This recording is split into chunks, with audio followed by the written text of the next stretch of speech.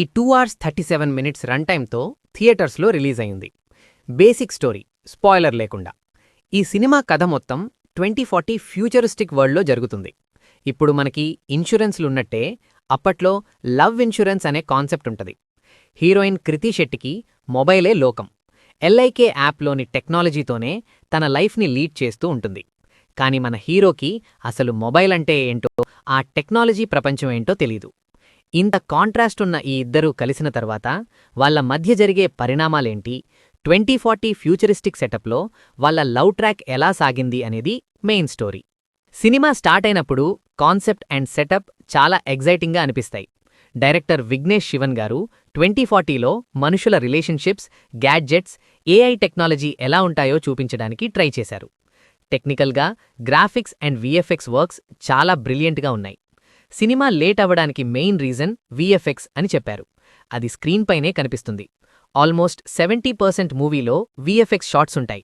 Performance పరంగా చూస్తే ప్రదీప్ రంగనాథన్ తన యూజువల్ స్టైల్లో ఫ్రస్ట్రేషన్ సీన్స్లో బాగా చేశాడు.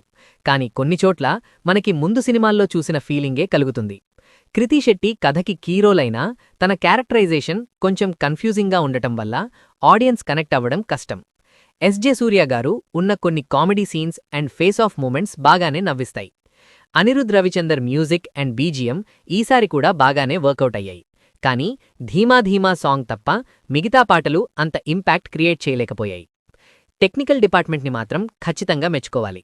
ఎందుకంటే విజువల్స్ అండ్ సినిమాటోగ్రఫీ చాలా రిచ్గా ఉన్నాయి. బట్ సినిమాకి మెయిన్ డ్రాబ్యాక్ ఎమోషన్.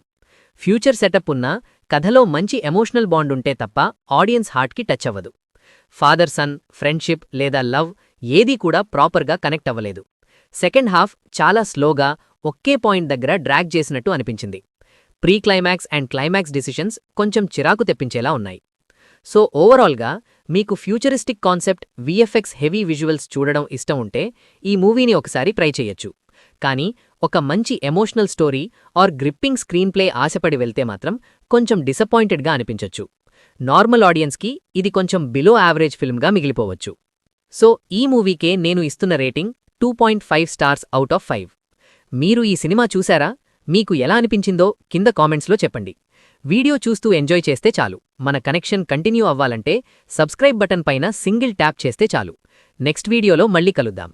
అప్పటి వరకు take care and thank you for watching.